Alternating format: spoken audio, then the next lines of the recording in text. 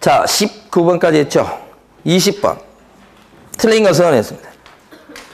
1번. 분묘기지권에 그 효력이 미치는 범위 안에서 새로운 분묘를 갖다가 설치하거나 원래의 분묘를 다른 곳으로 이장할 권능은 포함되는 것이 아니다. 그죠? 오해하시면 안 됩니다. 이장 권능은 분묘기지권에 들어갑니까? 안 들어갑니까? 분묘기지권에 이장 권능은 들어가지 않습니다. 다만 예외적으로 이장 권능을 갖게 되는 경우가 있죠. 예외적으로 있어요. 이장 권능이 있는 경우가.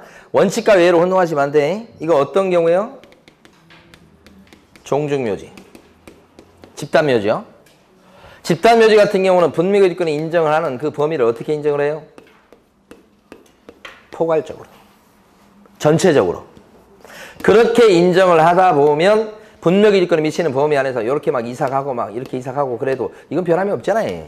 그랬을 때 뭐가 돼요? 아, 이장이 된다더라. 이렇게 되는 거죠. 원칙과 예외로 혼동하시면 안 됩니다. 1번, 동그라미 1번이 원칙적인 판례 내용이에요.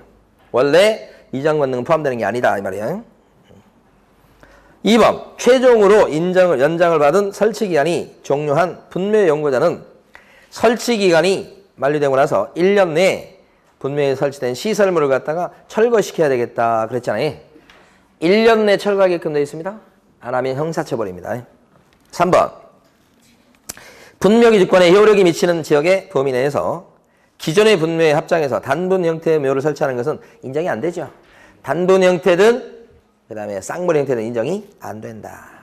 4번, 장사 등에 관한 법이 시행된 뒤에 토지 소유자의 승낙을 얻어서 분묘를 설치했을 때 그 설치기한은요. 이제 제한을 받죠. 장사 등에 관한 법이 시행된 뒤에 나타난 변화가 뭐예요? 시행된 뒤에 나타난 변화. 두 가지죠. 자, 분묘의 설치기간이 뭐예요? 제한을 받죠? 몇 년?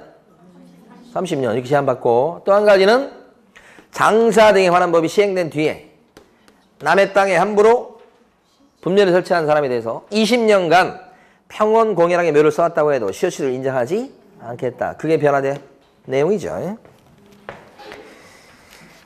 자, 그래서 4번도 맞는 얘기. 그 다음에 5번. 분묘기지권은 권리자가 의무자에 대해서 그 권리를 포기하는 의사표시를 하는 것 외에 점유까지 포기해야만 그 권리가 소멸되는 것은 아니다. 이렇게. 자, 21번 농지법입니다. 옳은 것은 했고요. 21번을 많이 틀리셨어요. 1번에 보면 임대인이 질령, 징집 등 대통령령으로 정하는 불가피한 사유가 있을 때는 임대차 기한은 3년 미만으로 정할 수가 있다. 예외입니다. 원래는 3년 미만으로 약정을 했거나, 그렇죠? 그렇게 됐을 때 약정이 없거나 그랬을 때는 3년 되는 겁니다. 원래는. 다만 이렇게 불가피한 사유가 있을 때는 3년 밑으로도 약정할 수 있다는 예외. 2번. 매수인이 주말 농장용 농지를 구입했으나 주말 체험 영농에 이용하지 못하게 됐을 때는 즉시 처분해야 된다. 그렇습니까? 즉시 아닌데. 농지를 갖다가 농사 짓겠다고 농지를 취득했습니다. 그죠? 근데 농사를 안 지어요. 그럼 어떻게 해요? 처분해야 될 의무가 발생하죠? 언제까지 처분해야 됩니까? 그쵸? 처분해야 된다. 이러면 1년 이내 처분이죠? 처분 안 하면 어떻게 됩니까? 이번에 이제 1년 내 처분 안 하고 앉아있으면 처분 명령이 떨어지겠죠? 이때 처분 명령 할 때는 말미를 6개월을 주죠? 6개월 내 처분하시오라고 명령사가 나와야. 그래도 처분 안 하면 어떻게 됩니까? 이행강제금. 이행강제금은 얼마나 물리던가요? 매년 20%. 똑 떨어지는 20%입니다. 매년 20% 이하가 아니고 20%. 매년 부과하고 20% 이렇게 되는 거예요. 안 따르면. 그러니까 여기서는 지금 뭐냐면 주말 농장용 농지를 취득했고 거기를 취미 용농을 안 한다 이 말이에요. 그러면 처분해야지. 즉시가 아니고 뭐예요? 1년 이내 처분해야 된다. 그 다음에 3번은 상속에서 농지를 취득한 자로서 농업 경영을 하는 자는 농사 짓잖아요. 그럴 때는 제한이 없지요. 그래서 이거 3번 지문은 농업 경영을 하지 않는 자는 이렇게 바꾸셔야 돼. 농업 경영을 안 하는 사람은 이렇게. 그때는 만조금 혜택까지 소유할 수 있다.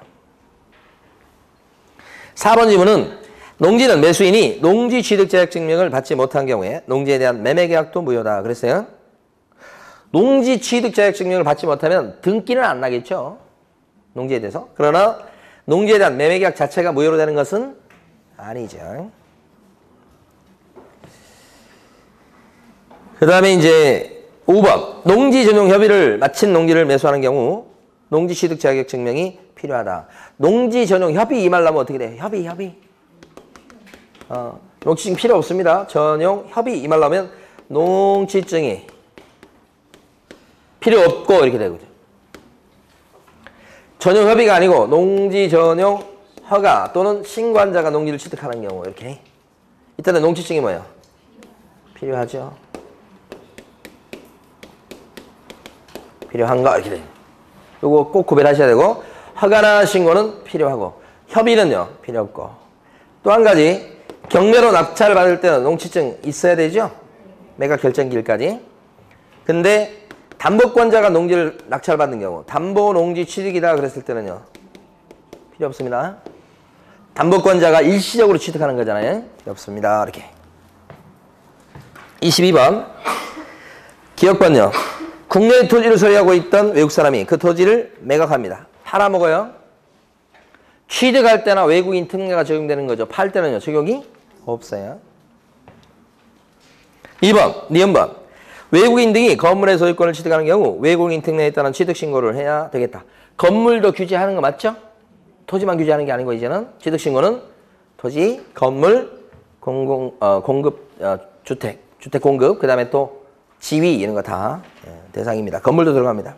9번 사원 또는 구성원의 절반이 딱 대한민국 국적을 보유하고 있지 않아요. 딱 절반이요. 그때는 거래 신고등에 관한 법률상의 외국인 등에 해당한다. 1번 외국이 주택법에 따라서 공급계약을 체결했을 때 계약일로부터 60일 내 취득신고하는 거예요. 맞죠? 다만 이런 경우는 동시에 사실 리얼번 같은 경우는 동시에 어떤 것도 돼요? 부동산 거래 신고 대상도 되죠. 외국 사람도. 근데 만약에 부동산 거래 신고했다는 전제가 깔리면 외국인 특례에 따른 취득신고는 할 필요가 없게 되는 겁니다. 일단은 신고 대상은 대상인데 해버리면 할 필요는 없게 되는 경우가 리얼번. 맞다고 봐야 되겠고. 23번에요. 틀린 것은 그랬는데 여기서는 거래 예정 금액 등 칸에 적는 게 뭐예요? 거래 예정 금액 등 칸에 적는 거.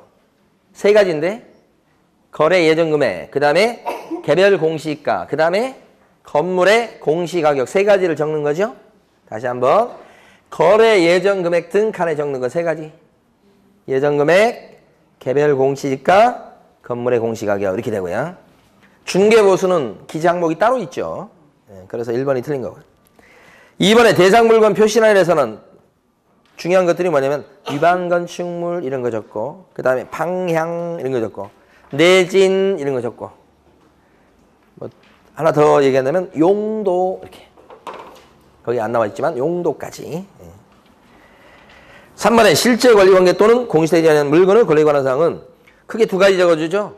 등급에 안 나오는 권리관계 또 하나는 뭐예요? 정원석, 정원수 같은 비싼 물건 이걸 적어주는 게 실제 권리관계고 내외부 시설물의 상태 그러면 수도, 전기, 가스, 승강기, 소방, 난방, 배수 뭐 이런 거예요.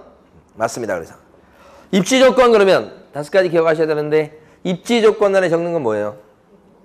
그렇죠. 도, 대, 차, 교, 판, 의료시설까지 도로, 대중교통, 주차장, 그 다음에 교육시설, 판매 및 뭐요? 의료시설 이렇게. 사실 6개죠. 여기까지 치면. 5번도 맞는 거. 자, 24번에 틀린 것은 그렇게 했습니다. 중요한 질문들이 좀 많네요. 자, 해봅니다. 1번 중개보수의 산출 내역은 확인설명서에 기재해야 된다. 맞습니까? 확인설명서에 적을 것 중에 13번째 항목이 중개보수 및 실비금액과 산출 내역이죠. 거기서는 그냥 보수 이게 안 나오고 산출 내역 나왔다고 해서 틀렸다고 생각하시면 안 됩니다. 일부러 그렇게 쓴 겁니다. 산출 내역도 기재사항 맞습니다. 2번이 틀렸죠. 토지 임대차입니다. 임대차이긴 해도 토지는 나머지 물건에 들어가기 때문에 그때는 일방한테 받을 수 있는 중개보수의 한도는 0.8이 아니라 9죠.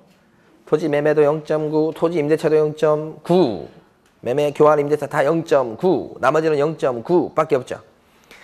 3번 지문이 85제곱미터를 초과하는 오피스텔은 이게 나머지 오피스텔에 들어갑니다. 그러면 임대차다 그랬을 때도 0.9입니다. 나머지에 들어가기 때문에 나머지 오피스텔도 나머지에 들어가죠. 0.9. 임대차도 0.9. 주의하셔야 됩니다. 3번. 4번은 건축물의 주택의 면적이 2분의 1 이상일 때는 주택에 대한 보수율을 적용합니다. 2분의 1 이상일 때는 주택, 2분의 1 미만일 때는요. 주택 외. 그죠? 5번. 개혁공인회사가 법정 한도를 초과해서 중개보수를 받았을 때는 1년 이하의 징역이나 1천만 원 이하의 벌금에 처한다. 이렇게 했어요. 복비를 많이 받으면 초과보수가 돼서 금쟁이가 되죠. 이것은 1학년 일반짜리죠. 우리가 금쟁이 암기할 때 수협, 판매 1학년 일반짜리 암기했었죠. 그 수가 뭐예요? 초과보수 그런 거야. 초과실비 1학년 일반짜리입니다. 맞습니다. 5번. 25번요. 동일한 당사자 사이에 매매와 임대차를 갖다가 동일한 기회에 같은 물건에 대해서 이렇게 했을 때 매매 한 건만 받게 되죠. 그죠? 여기서 보면 매도인을, 그 다음에 매수인 을인데 매수인이 임대인이 그대로 된 거예요. 그러니까 이것은 매입을 해가지고 매매를 통해서 매입을 한 사람이 그대로 매도인한테 뭐예요? 임대를 놓은 거죠. 이때는 매매 한 건만 받고 임대차 건에 대해서는 안 받죠. 근데 매매건인데 여기 지금 매매가가 얼마예요? 1억 8천이고 이게 주택일 거니까 주택에 대해서는 0.몇 프로가 적용되느냐? 조례표에 따르면 0.5%가 적용되니까요. 90만 원 나왔어요. 한도액 있습니까? 한도액? 82죠. 그러면 이걸 넘어서는 안 된다 이런 뜻이니까 요거 안 되고 요거 80만 원 되는 거지. 자, 근데 문제에서 묻고 있는 것은 일방입니까? 쌍방 총액입니까? 일방이죠. 일방. 자, 26번입니다. 업무정지 사유에 해당하는 것이 아닌 것은. 사실은 업무정지 사유를 우리가 암기한 적이 없어요. 암기하라고 한 적도 없고. 근데 이제 어떻게 문제를 푸셔야 되냐면 업무정지 사유는 업무정지 사유가 절대 안 되는 게 두 개가 있다. 어떤 게 업무정지 사유가 안 돼요? 절등치 사유요. 반드시 등록을 취소시켜버려야 되는 거니까 업무정지는 불가능하죠. 또 한 가지가 뭐예요? 제일 약한 과태료 사유. 여기에 들어가면 업무정지가 안 되는 거죠.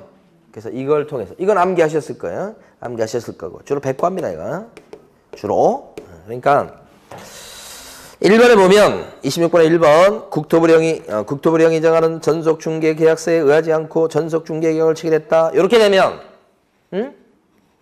업무정지예요. 이거 너무 유명해서 많이 아실 거예요. 그 다음에 2번은 부정한 방법으로 개설 등록했다. 그러면 이거 어디 들어가요? 절등치 사유에 들어가죠. 사부중학교 학생 이소양은 최근 1년 이내 성적이 업되더니 결국 2등했다. 그죠? 네, 그러니까 그거. 그러니까 정답이 2번이에요. 업무정지가 불가능하다고요. 3번은 등록하지 않은 인장을 썼다. 개공이. 인장령이 나오면 개공일 때는 업무정지, 소공일 때는 자격정지 했었죠. 4번. 거래계약서 4번을 보존하게 되는데 보존기간이 몇 년인가요? 5년. 보존 안 하면 업무정지. 개업공인인계사가 확인설명서를 보존 안 했습니다. 어떤 사유인가요? 개공이 확인설명서를 갖다가 작성해서 교부하고 3년간 보존해야 되죠? 개공이 확인설명서를 보존 안 하면 어떤 제재를 받나요? 업무정지 똑같이. 5번처럼 5번에 보니까 거래계약서를 작성한 개공이 확인설명서를 갖다가 교부하지 않았다. 확인설명서를 교부 안 했다. 확인설명서에 날인 안 했다. 확인설명서를 3년간 보존할 걸 보존 안 했다. 싹 뭐예요? 업무정지. 그쵸? 알아두셔야 돼. 자, 27번 갑니다. OX 하십시오. 그랬고요. 기억번. 폐업기한이 3년을 초과한 경우에도 재등록한 개업공인인계사에 대한 폐업신고 전에 중개사무소 개설등록 취소 사유에 해당하는 위반 행위를 이유로 행정처분을 할 수 있다. 폐업기한이 3년 넘어갔는데도 행정처분을 할 수 있나요? 못하죠. 폐업기한이 3년 초과하면 등록 취소도 못하고 업무정지는 더 못하고 합치면 행정처분 못하고 하셔야 됩니다. 들렸죠? 니은방. 재등록한 개업공인인계사에 대해서 폐업 전 개설 등록 취소 및 업무정지에 해당하는 위반행위에 대한 행정처분을 함에 있어서는 폐업 전에 잘못한 것 때문에 행정처분 때릴 적에는 자 폐업의 기간 고려하지요. 폐업의 사유 고려합니다. 둘 다 고려하지요. 그래서 끝이 틀렸고요. 디귿번 등록관청이 등록 취소 처분을 하는 경우에는 그에 해당하는 사유가 발생한 날부터 3년이 경과했을 때는 등록 취소 처분을 할 수가 없다. 등록 취소 처분을 받을 짓을 했어요. 근데 3년 지났어요. 그러면 등록 취소를 때릴 수 있을까요? 없을까요? 때릴 수 있다. 왜요? 등록 취소 사유는 시효제도가 없으니까. 시효제도가 뭔데요? 몇 년 지나면 못 되냐 그런 제도예요. 그렇게 시효제도가 있는 건 유일하게 뭐예요? 업무정지. 업무정지 받을 짓을 하고 3년이 훌쩍 지나면 더 이상 업무정지를 못 때리게 되지요. 그게 뭐예요? 시효제도. 근데 자격정지라든지 여기 나온 등록 취소 같은 경우는 시효제도가 없으니까 3년 지났다, 5년 지났다 그래도 등록 취소나 자격정지를 때려버릴 수가 있다. 응? 시효제도 꼭 알아두셔야 되고. 그러다 보니까 다 틀렸죠? 28번입니다. 운영위원회와 관련해서 1번 운영위원회는 공제사업을 감시하는 기구에, 그러니까 이런 운영위원회는 협회 공제사업을 감시하는 기구인데 협회에다가 반드시 설치하게 돼 있어요. 그래서 1번 지문은 협회에다가 공제사업에 관한 사항을 심의하고 업무 집행을 감독하기 위해서 운영위원회를 어떻게 해요? 둔다. 이렇게. 둔다예요. 감독하는 기구이기 때문에 반드시 설치해야 됩니다. 그래서 둔다. 이렇게 기억하셔야 돼요. 2번 운영위원회는 성별을 고려해서 구성하는데 몇 명 이내로 구성한다고요? 19명 이내. 그죠? 정책심의위원회하고 잘 구별하셔야 돼요. 정책심의위원회는 구성인원이 몇 명이네? 4, 7, 11. 위원장 포함해서 7명 이상 11명이네. 그렇게 되는 거죠. 3번. 금융감독원 또는 금융기관에서 임원 이상의 직에 있거나 있었던 사람은 운영위원 위촉될 수가 있다. 금융전문가는 현직이 됐든 전직이 됐든 될 수 있는 거 아니에요. 반면에 소비자 단체에서 일하는 사람이 있죠. 소비자보호원 이런 식으로. 소비자 단체에서 일하는 사람은 현직만 위촉될 수 있고 전직은 안 통하죠. 이게 다른 점. 금융 전문가는요. 현직, 전직 다 되는 거고요. 자, 그 다음에요. 4번이 어려워요. 운영위원회 위원장은 국토부 1차관이 되고 운영위원회 위원은 국토교통부 장관이 임명 위촉한다. 이렇게 하면요. 이건 정책심의위원회 얘기예요. 운영위원회가 아니고. 그럼 운영위원회 위원장은 누가 되는 거예요? 호선이에요. 호선. 위원장이나 부위원장은 서로 자기들끼리 알아서 뽑아요. 호선한다고요. 그러면 위원들은 누가 임명 위촉해요? 누가요? 국장 아니고 협회 회장이에요. 협회 회장. 협회 회장이 운영위원들을 위촉한다고요. 협회 회장이 이렇게 알아두시면 돼요. 협회 회장. 다음에 협회 회장이 이렇게 위촉하다 보니까 자기하고 잘 알고 있는 사람, 친한 사람만 그렇게 할 가능성이 있기 때문에 협회 회장이 위촉을 하긴 하는데 누구의 승인을 받도록 돼 있어요? 국장의 승인을 받아서 위촉하도록 돼 있습니다. 국장의 검사를 맡으시오 이렇게 돼 있죠? 바로 하는 게 아니고. 자, 좀 어렵습니다. 4번이. 그 다음에 5번은 협회 회장이나 임원인 운영위원 숫자는, 즉 협회 관련자들의 운영위원 숫자가 다수가 돼서는 안 됩니다. 외부 전문가가 다수를 점해야 되죠. 그래서 협회 구성원들, 협회 사람들은 전체 운영위원 중에 뭐예요? 3분의 1 미만이 돼야 되겠다. 그 숫자 기억하시고. 자, 그 다음에요. 29번입니다. 포상금. 1번은 어디가 틀렸냐면 포상금은 국고에서 보조하는 제도가 있어요. 포상금이 1편이 있고 2편이 있고 그렇죠. 중개사 법령상의 포상금을 물어봤는지 부동산 거래 신고 등에 관한 법률상의 포상금을 물어봤는지 잘 구별해서 푸셔야 되고, 제일 마지막 문제가 이제 2편. 부동산 거래 신고 등에 관한 법률상의 포상금 제도가 제일 마지막 문제죠. 그래서 포상금 어떤 게 나올지 모르겠는데 하여간 포상금 문제는 무조건 한 문제예요. 네. 사실 여기 나와 있는 29번 문제보다는 제일 마지막 문제가 더 출제 가능성이 높은 거죠. 실제 가능성으로 봤을 때는. 어쨌든 29번 보시면 중개사 법령상 포상금 제도는 전부를 국고 보조하는 제도는 존재하지 않습니다. 일부만 보조할 수 있죠. 100분의 50 이내. 그게 50%까지란 뜻이에요. 50%까지 보조할 수 있다. 이렇게. 2번은 맞고요. 1인당 50만 원 하면 절대 안 됩니다. 조심하셔야 돼요. 한 건당 50입니다. 3번. 등록관청은 포상금 지급 결정을 하고 결정일로부터 2개월 내 지급하는 게 아니고 1개월 내 지급이죠. 근데 이때는 1개월 이내 지급한다고 돼 있지만, 자, 제2편 부동산 거래 신고 등에 관한 법률에서는 여기 나온 것처럼 특징이 이렇게 나라에서 국고에서 50%까지 보조한다는 이 제도 자체가 없습니다. 그 다음에 여기는 1개월 내 지급하는 거지만 여기는요 2개월 내 지급하는 거. 이런 것들이 차이점이죠. 1편과 2편의 차이점. 이걸 이렇게 여기 낼 적에 여기 걸 갖다 쓸 가능성이 높아요. 조심하셔야 돼. 자, 그 다음에 4번은 등록관청은 포상 대상에 해당하는 자가 행정기관에서 발각되기 전에 등록관청이나 수사기관에 신고 또는 고발한 자 모두에게 포상금을 지급한다 그랬어요. 포상금을 모두에게 지급한다. 그렇게 되면 안 되는 것이 여러 사람이 신고 고발했는데 1등으로 신고한 사람, 2등으로 신고한 사람 있을 때 나중에 포상금을 누구한테만 준다고 돼 있어요? 1등한테만. 그럼 신고 고발했습니다만 2등이나 3등은 돈을 못 받죠? 모두에게란 말이 그래서 틀린 거죠. 확실하게. 5번. 포상금은 해당 신고 사건에 관해서 검사가 뭐예요? 불기소 처분했을 때 지급한다. 불기소 처분했을 때는 안 주지. 그죠? 불기소하고 비슷하게 검사가 무혐의 처분을 했을 때도요. 포상금을 줍니까? 안 나옵니다. 이때도.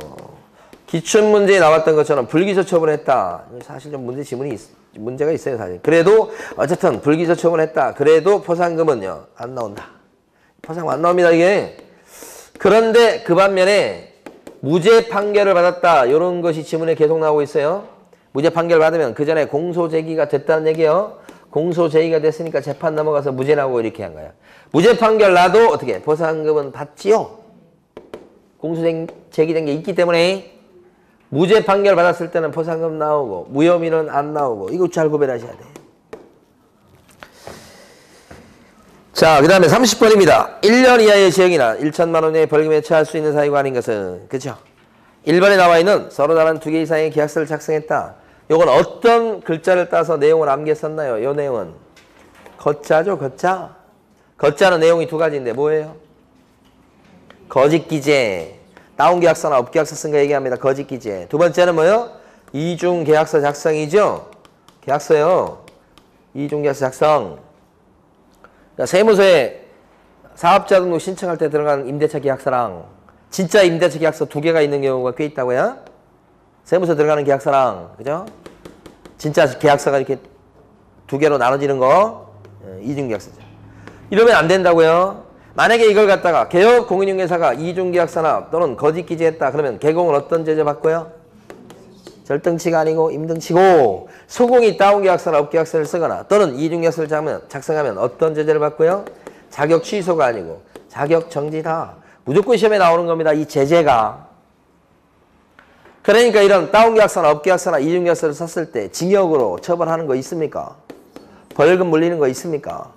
과태료 매기고 그런 거 있냐 이 말이죠. 없다. 그죠? 거짓으로 다운 계약서를 썼다는 그것만 갖고는 과태료가 없어요. 근데 다운 계약서를 쓰고서 이게 실거래가 신고로 들어가면 과태료가 나오긴 합니다. 아시겠죠? 거짓 신고했죠. 그러니까 거짓 기재해서 다운 계약서 써가지고 그걸 기초로 해서 부동산 거래 신고를 허위로 신고했어. 그럼 어떻게 돼? 취득가액의 100분의 5 이하의 과태료가 나오긴 합니다. 근데 다운 계약서를 썼다는 그 자체만 가지고는 과태료가 없다는 뜻이에요. 오해하시면 안 되고요. 그 자체는 없는데 이제 거짓 신고가 들어가면 취득가액의 100분의 5 이하의 과태료가 나오겠죠? 이해되시죠?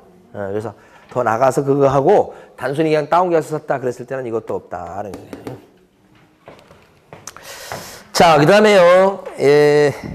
그래서 1번은 징역 벌금이 없어요. 그렇지만 2번은요. 어디에 동그라미를 쳐야 될까요? 2번. 아닌 자가 어쩌? 아닌 자에다가 딱 동그라미 치면 1학년 일반이죠.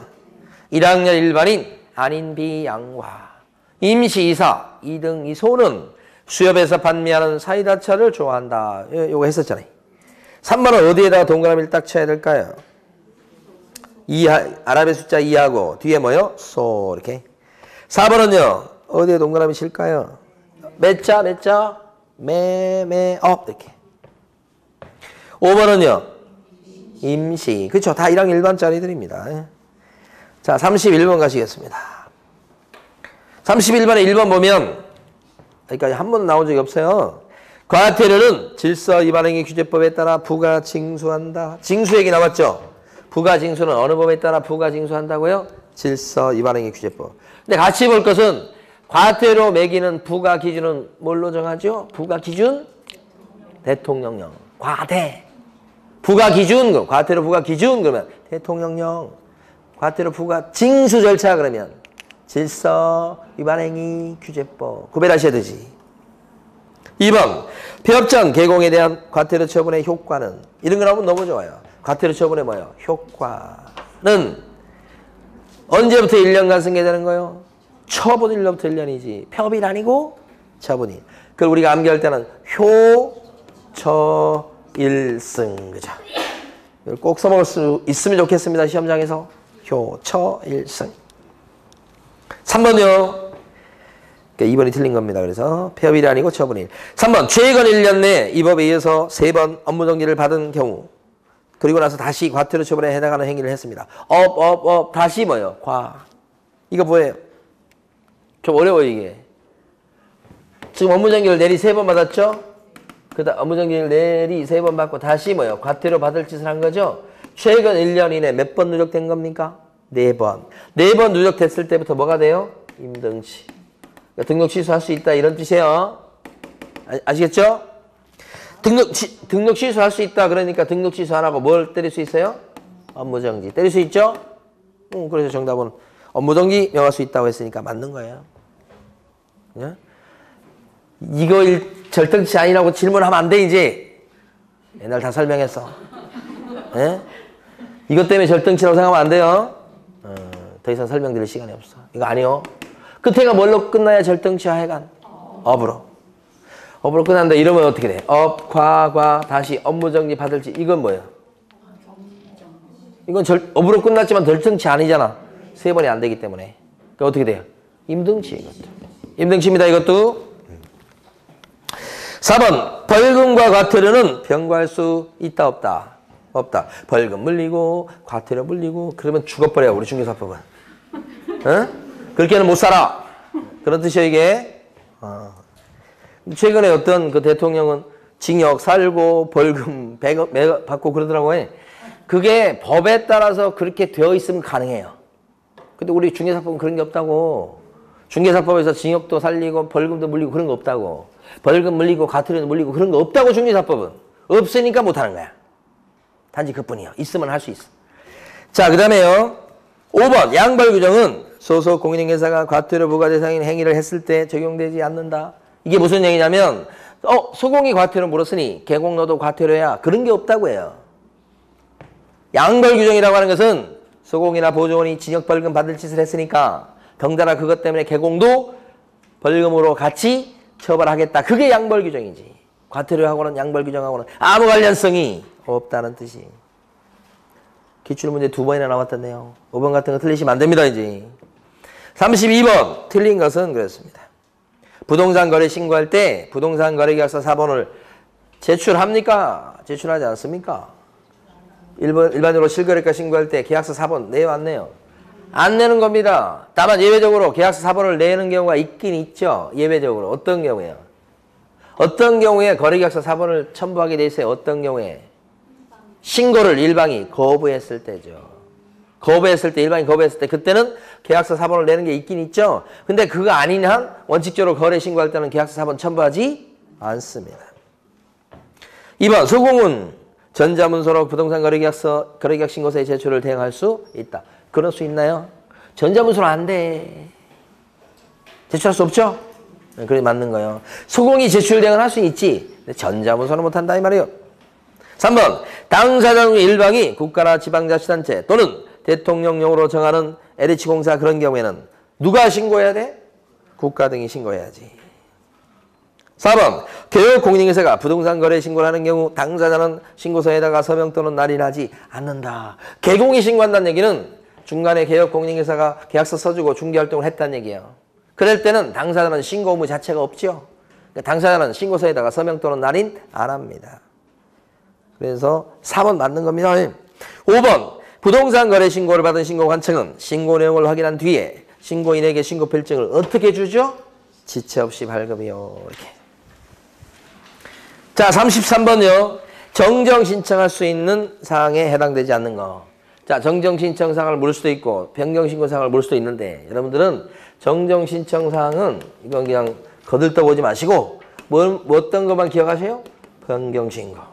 사실은 정정 신청 사항이나 변경 신고 사항이나 이게 출제 가능성이 높은 건 아닙니다. 아닌데 혹시 나온다면 두 개 다 기억하기 좀 그러니까 이걸 가지고 맞출 수 있도록 하시면 됩니다. 변경 신고 사항에 들어가는 거 암기할 때는 이렇게 치면 조금 바꾼다고요. 치면 조금 변경 이렇게 치면 조금 변경. 이거 두 개를 나눈 이유는 요 치면까지는 정정신청사항에도 나오는 거죠. 여기도 나오고 여기도 나오고. 이렇게. 거래 지분 또는 거래 지분 비율이에요. 면자는 뭐죠? 면적 이렇게 돼. 이 두 개는 공통사항. 그 다음에 여기서 조는 뭐예요? 조건기한이 있을 때 조건기한. 금자는 두 개인데 거래금액. 사실 거래금액이라고 우리가 기억을 하지만 이게 실제 조문에는 거래가격으로 돼 있어요. 거래가격 이렇게 써놨어요. 그것도 법을 바꿔서 그렇게 써놨어요. 왜 바꿨는지 모르겠어요. 하여간 거래가격이 거래금액. 그 다음에 뭐요? 중도금 또는 잔금 그 지급일 여기잖아. 금자 들어간 거 있죠 여기? 금자예요 금자. 그 다음에 여기서 변경은 두 개인데 매도인 변경 아니면 매수인 변경. 무슨 변경? 매도인 변경 또는 매수인 변경. 매수인 변경이에요. 조심해야 돼요. 매수인 변경만 매도인 안 들어가고 그 다음에 부동산 변경이요. 매수인 변경 또 하나는 부동산 변경. 그런데 여기서 그냥 변경이라고 하는 것은 어떻게 하는 것만 변경입니까? 제외시키는 것만 변경이다. 이것도 알아두셔야지. 여기까지 나오면 굉장히 어렵게 나온 부분이에요. 예. 그러니까 이 자체가 그렇게 축제의 가능성이 높진 않는데 한번 봐주시기 바라고. 따라서 정정 신청할 수 있는 사항에 들어가지 않는 것은 정답이 눈에 확 띄어요. 조건기한 4번. 거래 가격 나오면 거래 가격이 답이겠죠? 매수인 변경 그러면 매수인 변경이 답이겠죠? 이런 식으로. 자, 34번입니다. 확인 설명에 대한 설명 중 틀린 것은 됐고요. 3번이 틀렸습니다. 나머지는 한번 읽어보시고. 3번 왜 틀렸어요? 이전 나오면 안 되죠? 취득에 따라 부담할 조세의 종류와 세율을 설명하는 건 취득. 이렇게. 35번이요. 거래계약서의 필요기상 암기를 꼭 해두셔야 됩니다. 그래서 거기 보면 예정 금액은 안 들어가죠? 그렇지만 니은번은요. 어떤 글자를 땄었어요? 인도. 디귿번은 어떤 글자? 교자죠. 교부일자. 제일 시험에 많이 나온 게 디귿번 아니에요. 교부일자. 확인설명에서 교부일자. 교자를 땄었고 마지막 리을번은 면제약이라는 약정이니까 기타 특약이에요. 기타 약정이에요. 들어갑니다. 다. 어떤 게 안 들어가요? 기억번. 기억번 대신에 거래계약서 필요기상이 들어간 게 뭐예요? 거래 예정금액 옆에다가 금인데 구체적으로 뭐라고 쓸 필요가 있어요? 거래금액. 합의된 거래금액. 세 개를 한번 써봅니다. 거래금액 필요기상이죠? 또요. 중요한 거. 계약금액도 들어갑니다. 계약금액. 필요기상입니다. 이것도. 그 다음에 그 뭐요? 지급일자. 요런 게 필요기상이 들어가는 거고. 예정금액은 안 들어간다고요? 그래서 기억번이 그래서 틀린 거 이렇게. 자, 우리 25, 이제 지금 8회죠. 한 26회 때 우리 수강생 같아. 근데 그 수강생분은 한 30대 초반 정도 되는 여성분인데 굉장히 뭐라 그럴까. 이 부동산 투자에 대해서 관심이 많은 그런 학생이었죠. 그런데 이제, 굉장히 공부할 때도 보면 다른 사람은 그렇게 잘 챙기더라고. 그래서 이제 제가 진짜 정말 개인적으로 봤을 때 정말 이 존경하는 수강생인데 그 수강생이 자격증을 따고서 이제 사무실 취직했어요. 한동안 또 학원에서 일을 좀 하다가 취직을 했는데 저 구리 쪽에서 일을 해요. 그런데 이번 주 월요일 날 왔었어요. 가끔씩 찾아와요. 왔는데 이제 얼굴이 굉장히 좋아. 그래서 땅 쪽에서 일을 해. 그러니까 1년에 땅이 얼마나 거래되겠어요? 이쪽 남양주라든지 저쪽 양평이라든지 저쪽은 좀 그래도 좀 거래가 되는 편이에요. 그렇지만 중개업소가 원체 많아야죠. 많이 있으니까 1년에 그렇게 토지 거래가 많이 일어나는 건 아니죠. 예. 그래서 어떻게 버티고 먹고 살고 있는지 그게 궁금했어. 그런데 잘 먹고 산대. 그런데 중개해가지고 이게 지금 집안이 편 게 아니고 잡았더라고. 잡았어. 뭘 잡았는지. 하여간 물주? 땅을 잡았어. 땅을 잡았는데 그게 한 3,000평 정도 되는 땅이라는데 그 3,000평 되는 땅인데 도로에 붙어있긴 한데 평당 한 300만 원 정도 된다는 거지. 그러니까 이걸 갖다 자기가 3,000평이 이거에 대해서 처음부터 자기가 잡으려고 안 했지. 근데 이 사람이 이걸 처분하려고 생각하는데 덩어리가 크니까 잘 거래가 안 이루어지잖아. 그러니까 평당 한 300만 원 했던 건데 막 점점 납치더니만 150만 원이면 팔겠다는 거야 자기가. 그러니까 어떻게 이 수강생이 지금 이제 소공으로 일해요. 어떻게? 자기 알고 있는 사람은 다 끌어모은 거야. 10명을 모았어요. 10명을. 거기는 지점장도 있어요.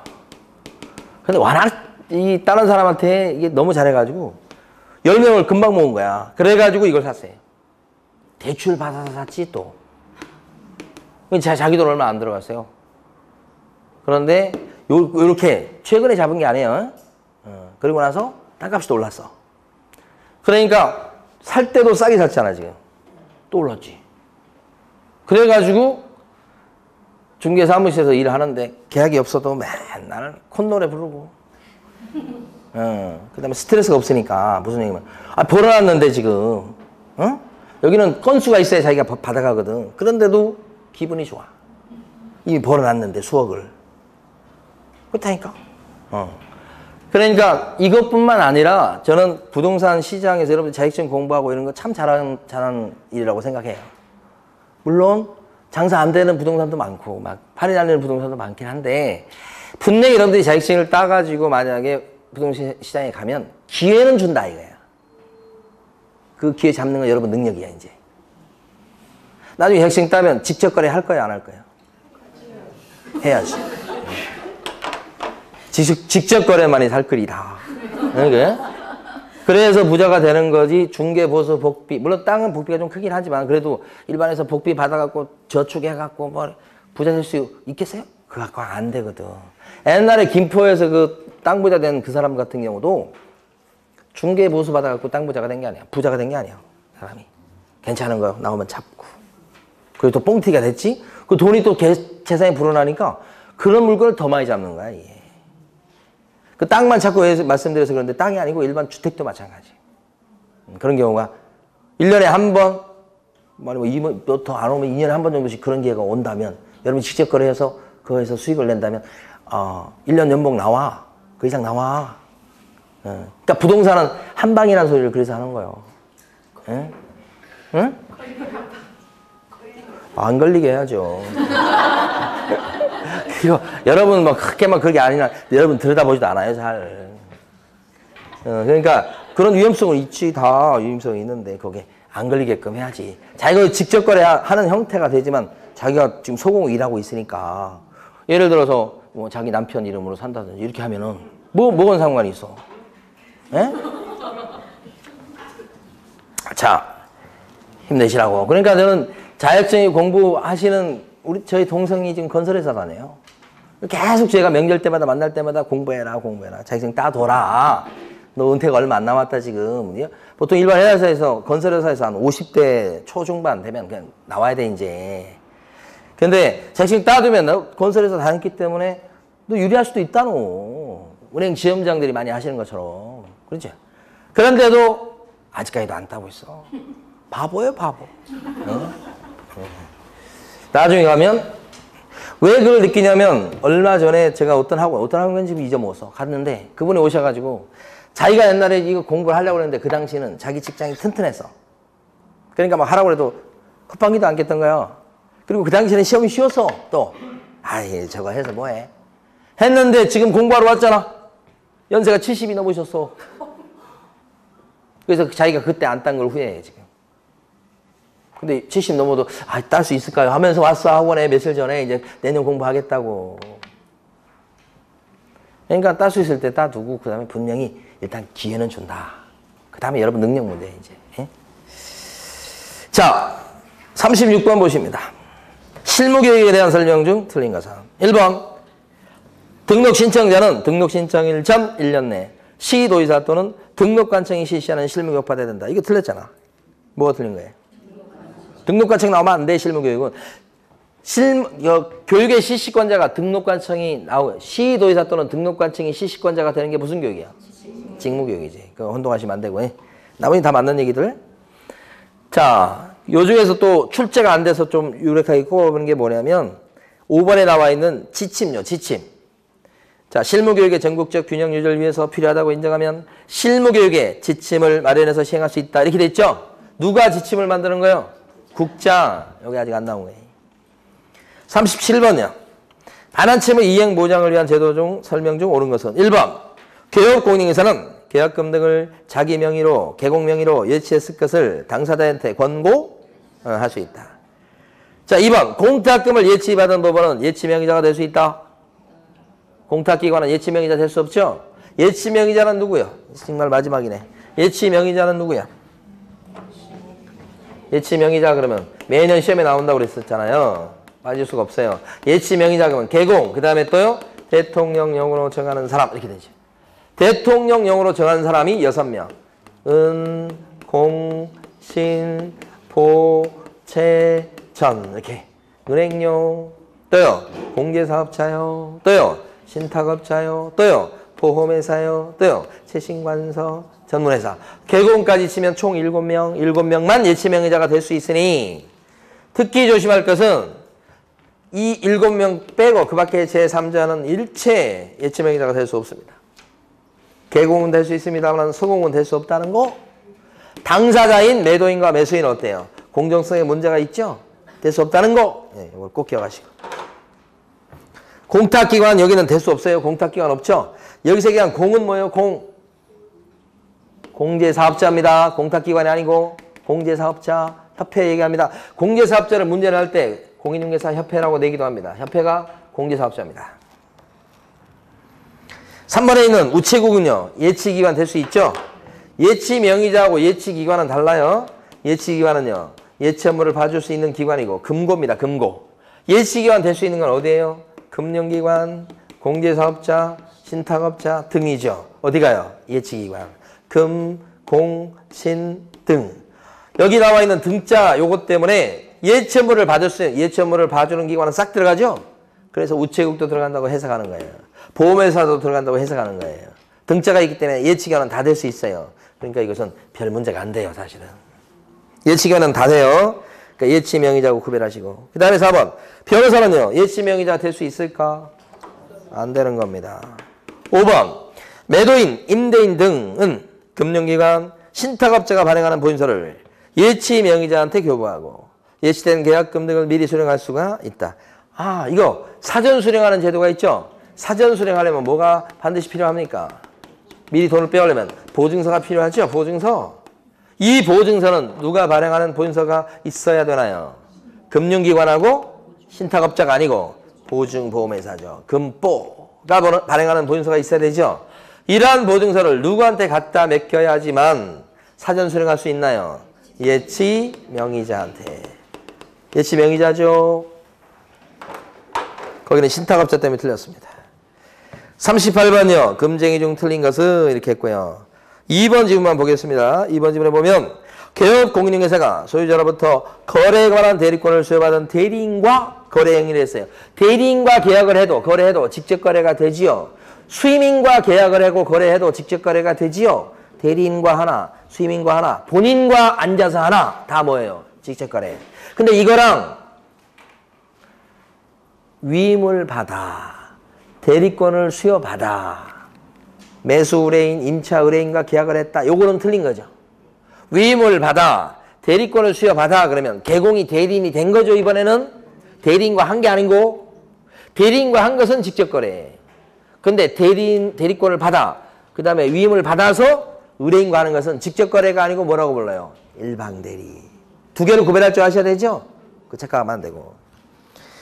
자, 2번 틀리고요. 39번 가십니다. OX 하십시오. 이렇게 했습니다.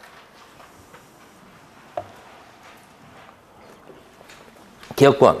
공제에 가입한 개업 공인중개사로서 보증기간이 만료돼서 다시 보증을 설정하고자 하는 자는 기간 만료 후 15일 내에 재설정합니다. 기간 만료 후 15일 내 아닌데 기간이 만료돼서 재설정할 때는 언제까지? 기간 만료 1까지 재설정해요. 그러면 15일은 언제 나오는 거예요? 15일은 손해가 발생해서 보증기관에서 보증금이 지급된 후에 재설정할 때는 보증금이 지급된 때부터 15일 내 재설정이죠. 그때가 15일이죠. 기간 만료로 인한 재설정은 기간 만료 1까지. 보증금 지급했다는 재설정은 기간 만료 후 보증금이 지급된 때부터 15일이네. 이렇게 하는 거죠. 두 개 구별하시고. 니은번은요. 개용이 중개사무소 개설 등록 이전에 손해배상 책임 보장을 위한 보증보험 또는 공제에 가입하거나 공탁해야 된다. 이렇게 보증 설정하는 거죠. 언제까지 보증 설정해야 됩니까? 개설 등록 이전이 아니고 업무 개시 전. 자, 디귿번. 개업공인인사는 보증보험금 또는 공제금으로 배상을 한 때는 지체 없이 다시 보증을 설정해서 이게 재설정이죠. 등록관청에 신고해야 됩니다. 지체 없이 재설정합니까? 손해배상금이 지급되고 보증금이 지급됐을 때는 언제까지 재설정하죠? 15일 이내 재설정이죠. 지체 없이가 아니고. 그래서 다 틀렸죠? 자, 마지막 40번 문제입니다. 요것은 제2편 부동산 거래 신고 등에 관한 법률상의 포상금 제도고, 이때 포상금이 걸려있는 사람이 누군가를 보면, 자, 이거 출제 가능성이 높으니까 다음 정리해 봅니다. 암기를 하실 때는 거목에 포상금을 준다 이거지. 거목. 근데 요게 거짓 신고죠. 거짓 신고? 허위 신고? 거짓 신고. 이거 토지거래 허가를 받을 걸 안 받을 거 뭐 이런 거요. 목적대로 이용 안 한 거죠, 이것도. 요 두 개가 토지거래 허가 제도에서 나오는 포상금 제도고, 요게 부동산 거래 신고 제도에서 나온 포상금 제도죠. 그래서 거허목 이렇게 기억하시고. 이때 거짓 신고다 그랬을 때는 제재를 보면 취득가액의 얼마요? 5% 이하의 뭘 물립니까? 과태료 물리죠. 토지거래 허가 안 받으면 어떤 제재를 받나요? 2년 이하의 적이나 30% 이하의 벌금이죠. 꼭 구별할게. 외국인 특례상의 허가 대상 땅일 때 취득 허가를 안 받으면 외국인 특례상, 그때는 2학년 2반이죠. 토지거래 허가 안 받으면 2년 이하의 적이나 30% 이하의 벌금. 이렇게 되죠. 목적대로 이용 안 했다 그러면 어떻게 되는 거야? 이행강제금이죠. 그게 취득가액의 10% 이하의 뭐예요? 이행강제금이야. 제재를 먼저 알아두셔야 돼요. 자, 그때 포상금을, 이런 사람을 갖다 신고 또는 고발하면 포상금을 주는데, 포상금은 언제 주느냐? 지급 조건? 포상금을 주는 조건은 어떤 거냐? 봤을 때 이 경우는 일단은 증거자료, 입증자료를 갖다 냈어야 되고, 플러스 구체적으로 과태료가 매겨졌어야 된다. 이때는 형사처벌이니까 공소 제기가 되든지 또는 뭐요? 기소의 결정. 둘 중에 하나의 결정만 나면 미리 땡겨준다. 이때도 미리 땡겨주죠. 언제 줍니까? 이때는 이행강제금이 부과됐을 때가 아니고, 여기는 이행강제금 부과하는 거잖아요. 이행강제금이 부과됐을 때가 아니고, 그 전에 이행명령이 있게 되면 이미 포상금을 땡겨서 주죠. 이거 제일 어려운 부분입니다. 그 다음에 포상금은 도대체 얼마를 주는 거냐? 이때는 이거 중요하죠. 부과된 과태료에 몇 프로를 떼줘요? 부과 과태료 20%를 떼어주죠? 20% 떼어주는 거. 그죠? 부과 과태료 20%를 떼어줍니다. 예? 예. 그런데 부과 과태료 20%를 떼어주는데 1,000만 원을 넘지 못하죠? 그래서 1,000만 원이 뭐요? 상한선이다. 넘지 못하고. 이때는 얼마요? 별거 없는데 50만 원이요. 이거 얼마예요? 이것도 50만 원이요. 이렇게 되죠. 50만 원 이렇게 되죠. 요게 지금 제2편 포상금 그건데, 중요한 특징, 여기서는 국고에서 보조하는 제도가 여기는 존재하지 않죠. 그리고 지급 신청이 접수된 날부터 언제까지 지급해요?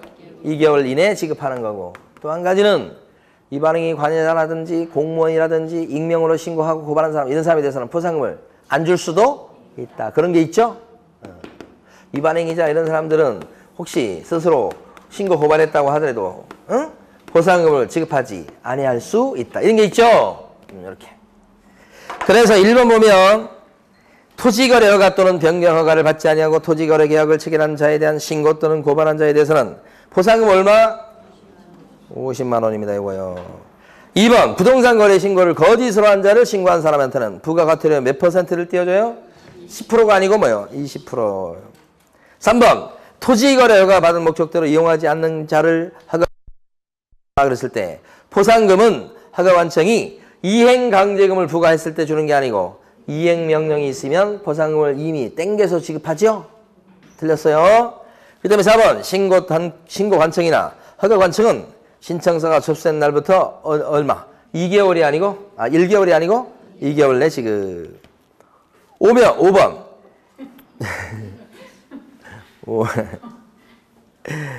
마지막에서 눈물이 앞으로 가려서 그런가요? 2명이 각각이란 말로 각각 신고 고발했다 그러면 포상금 어떻게? 먼저를 뭐라고 그래? 최초. 그죠?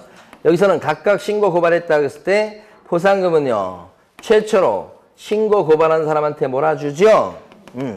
2편에서는 각각 신고 고발했다. 그러면 최초로 1등한테 몰아준다. 이렇게 되고, 1편에서는 뭐라 그럽니까? 1편에서는 여러 명이 신고 고발했을 때 각각 신고 고발한 것을 2건 이상의 신고 또는 고발이 접수했다 그러죠? 그때는 최초로 신고 고발한 사람한테 몰아준다 그렇게 하잖아요. 여기서는 2건, 뒤에는 뭐예요? 최초 이렇게 나오잖아요. 여기서는 2편에 가면 어떻게 돼요? 2건 대신에 뭐가 와요?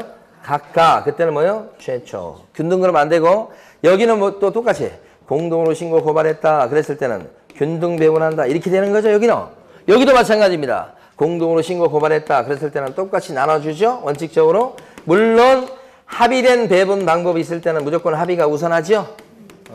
여기도 저쪽도 마찬가지. 예? 단 합의가 있을 때는 합의가 우선한다. 다 끝났죠? 예. 자, 이제 한 2주밖에 안 남았습니다. 근데 정말 여러분들한테는 중요한 시간이에요. 마지막까지 누가 열심히 하느냐에 따라서 당락이 결정이 될 거니까 마지막 기회를 꼭 잡으시기 바라고, 특히 오늘 이 자리에 수업 열심히 끝까지 들으신 분들, 뭐 다른 분도 열심히 하겠지만, 제가 경험상을 봤을 때 마지막까지 나태하지 않고 하던 일 그대로 해서 마지막까지 수업 들으시는 분들이 합격 확률이 훨씬 높아요. 스스로 하면서 공부하는 것도 좋지만은, 그래서 아마 여러분들 제 생각에는 여기 계신 분들은 저는 100% 합격할 것이라 이렇게 확신합니다. 제가 사진을 찍어줄게요. 100% 합격입니다.